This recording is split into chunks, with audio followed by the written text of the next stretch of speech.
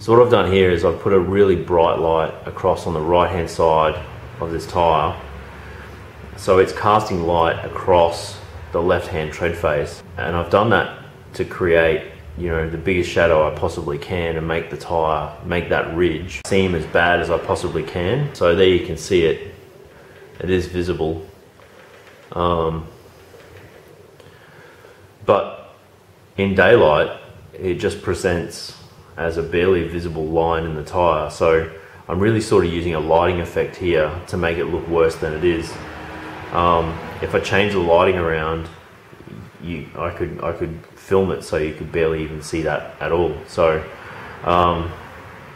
so bearing that in mind, you can barely even feel it.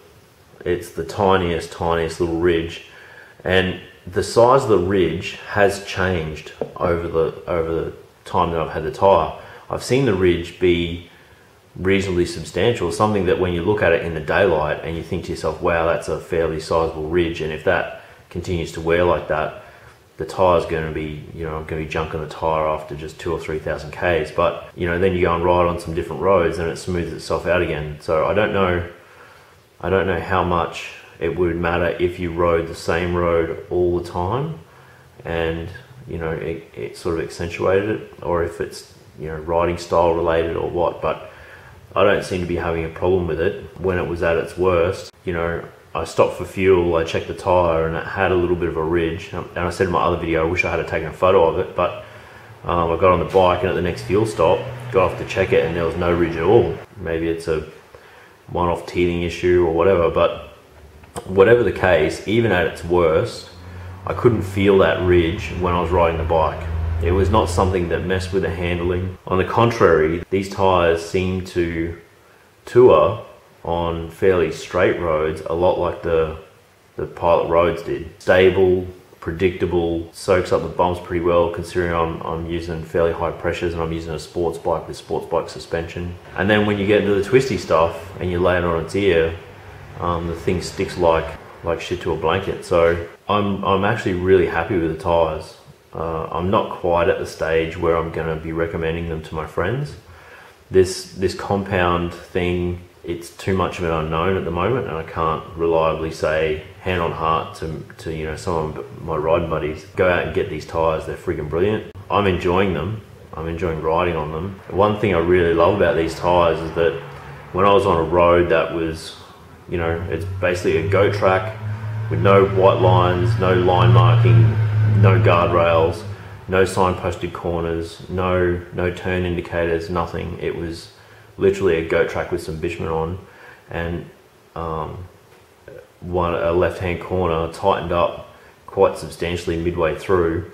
That was a blind corner, and it was just a riding error on my part. I just went in a little bit, you know, I thought I knew the radius of the corner, and when I got there I realised, holy shit, this thing's a bit tighter. And with no guardrail and a sheer cliff face off to the right hand side, I could just lay the bike on its ear and tighten it through the corner without even using any extra bitumen. You know, for a tyre to do that at touring pressures with luggage on a road I don't know, how much can you complain about a tyre?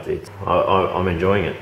Just because chicken strips seem to be some sort of a yardstick that people, you know, tend to measure how hard you ride by, I don't necessarily agree, but if you're a chicken strippy sort of guy, I just wanted to show that these tyres, they're scuffed, you know, to the edge of the tyre. So that part of the tyre, through tyre distortion or, you know, distortion of the tread face, under load or whatever, that part of the tyre has run to the bitumen all the way to there. And then you can see here, that's where I really start to screw the throttle on from there over. I'm only showing this because the first thing people usually ask is, oh, you know, when you start talking about tyres, oh yeah, but how big are your chicken strips? So I'm certainly not wearing the tyre. I mean, I'm not riding on a friggin' racetrack. It's only done, you know, less than 1,500 Ks, but I've scrubbed that tyre all the way to the edge of the tyre. I'm just not using big throttle openings all the way over here.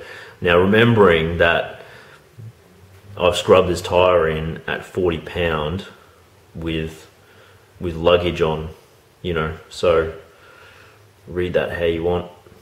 I tend to think that you're better off not screwing on too much throttle too early, because, you know, next thing you know, you're laying on your side following your bike down the bitumen. So there's some sort of indicator for you. After doing 2 other videos on these tyres and only talking about the rear tyre, I thought probably should at least mention the front. Remembering that I'm running touring tyre pressures and every kilometre has been done on this bike with luggage, I'm pretty happy with how confident the bike has been on these tyres. The front tyre is probably more flat in the centre than the old Pilot Power 2. The Pilot Power 2 sort of had a very triangular profile, and that made the bike, especially on a brand new front tyre, it made the bike sort of feel like it was tipping in from vertical really quite quickly, whereas this tyre seems a bit more progressive.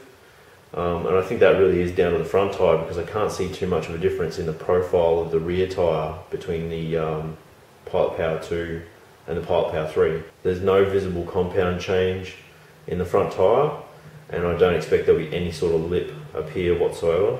Even on touring pressures, fully loaded with luggage, I can get some decent performance out of the tyres. So again, I've got to be pretty happy.